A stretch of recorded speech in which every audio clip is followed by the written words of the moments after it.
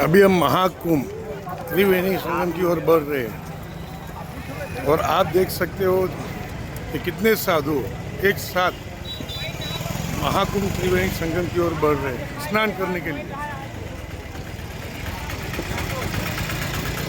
इस महाकुंभ में ये जरूरी है दोस्तों के सब अमृत स्नान करें। 1.5 महीने के दरमियान महाकुंभ में आप जब भी स्नान करोगे वो अमृत समान ही होगा।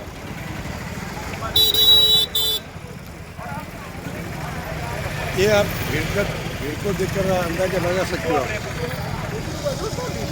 कि लोगों के अंदर त्रिवेणी संगम में डुबकी लगाने की कितनी आस्था और कितना विश्वास है। जगह जगह पर साधु संतों के पंडाल लगे हुए और भोजन भंडारा चल रहा है। दोस्तों कुंभ मेले की सबसे अच्छी एक बात यह है कि यहाँ खाने पीने में आपको 1 रुपया भी आपके जेब से नहीं निकालना पड़ेगा। क्यों कि यहाँ भंडारे इतने चल रहे हैं। यहाँ खिलाने वालों खाने वालों की कमी है, खिलाने वालों की नहीं।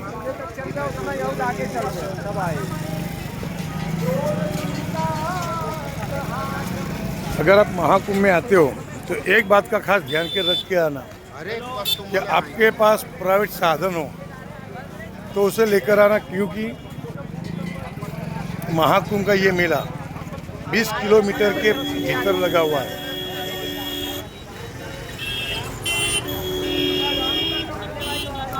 आपको एक सेक्टर में से दूसरे सेक्टर में जाने के लिए कम से कम 1-2 किलोमीटर का रास्ता तय करना पड़ सकता है।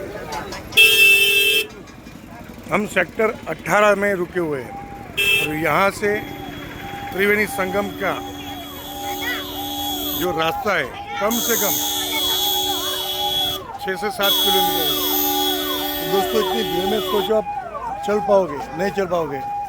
तो आपके पास प्राइवेट साधन की व्यवस्था हो तो प्राइवेट साधन लेकर ही आना। ग्रुप में आते हो तो 4 व्हीलर लेके आना, अकेले कुछ जाता तो 2 व्हीलर कुछ ऐसे लेके आना। आप देख सकते हो सारे बर्फानी धाम इंदौर बड़े बड़े साधुओं के कैंप लगे हुए हैं और इसके अंदर अभी भंडारे चल रहे हैं। लोग बच्चों बूढ़ों हर कोई इधर आ रहा है। यहाँ आने के बाद आपको सिर्फ यही बात का ध्यान रखना होगा कि एक दूसरे से आप बिछड़े नहीं, और बिछड़े भी तो यहाँ वो सारी टेक्नोलॉजी लगी है कि आपके बिछड़े हुए को मिला सके।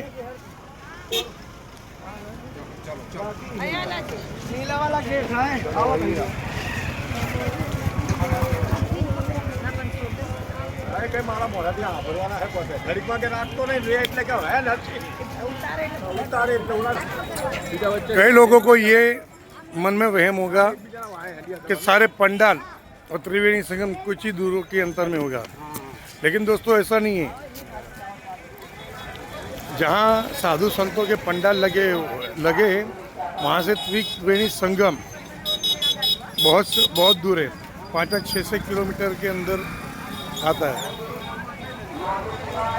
इसलिए अगर आपके पास कुछ व्यवस्था हो पंडालों में रहने की तो वो त्रिवेणी संगम के आजू बाजू ही आप उसे ढूंढो ताकि आपको ज़्यादा चलना ना पड़े।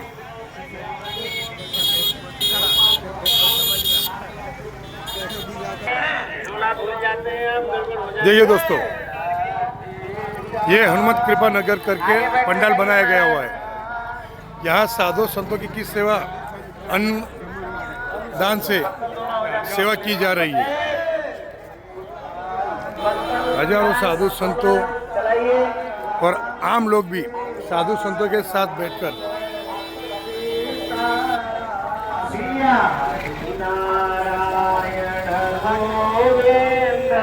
ये कोई बड़े साधु है जिनको बांधाया गया। साधु संतों के साथ अन्य लोगों भी बैठकर प्रसाद का आनंद ले रहे हैं। यही तो महाकुंभ की विशेषता है दोस्तों। यहाँ जाति पाति का पूरा खंडन हो चुका है। यहाँ ब्राह्मण क्षत्रिय वैश्य शूद्र यहाँ सब एक हो गए। यहाँ सब मिलकर एक सनातनी हिंदू बन गए दोस्तों। यहाँ जाति पाति पूरी तरह से खंड खंड हो गई है। यहाँ हम सब सिर्फ और सिर्फ हिंदू हो गए हैं। दोस्तों जैसे कि आप देख रहे हो, ये गाड़ी की दो लाइनें बनाई है और ये ब्रिज पूरे लोखंड का है, लोहे का ब्रिज है। और इस ब्रिज से उस तरफ कई सारे पंडाले लगे हुए हैं साधु संतों के।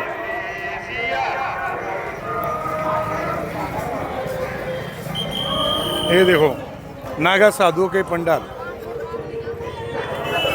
यहाँ आपको जगह जगह नागा साधुओं के दर्शन जगह जगह पर भगवान के भजन कीर्तन साधु संतों के द्वारा आपको सुनाई दे सकते हैं। कुंभ नगरी हम हिंदुओं के लिए सिर्फ स्नान करने की जगह नहीं है। यहाँ पर आध्यात्मिकता से जुड़ने का ये बहुत ही अनमोल और सुनहरा अवसर है दोस्तों। यहाँ लोग जैसे त्रिवेणी संगम में गंगा जमुना सरस्वती का संगम है, वैसे ही इस कुंभ मेले में साधु संतों स्नान दान और पुण्य का यह अनेरा अवसर इधर मिलता है। यहाँ सबका संगम एक साथ होता है, इसीलिए प्रयागराज महाकुंभ सबसे खास माना जाता है। दोस्तों महाकुंभ के अंदर सेक्टर के हिसाब से सारी जगह का पता लिया जाता है, उससे हम लोग कहीं भी भटक ना जाए। और यहाँ सेक्टर के हिसाब से चौराहे भी बनाए गए हुए हैं, जगह जगह पर चौराहे भी बनाए गए और चौराहों का भी अपने अपने हिसाब से नाम दिया गया हुआ है, ताकि कोई लोग यहाँ पर भटके नहीं। और निशानी के तौर पर चौराहे के नाम के हिसाब से वो लोग उधर खड़े रह सकते हैं।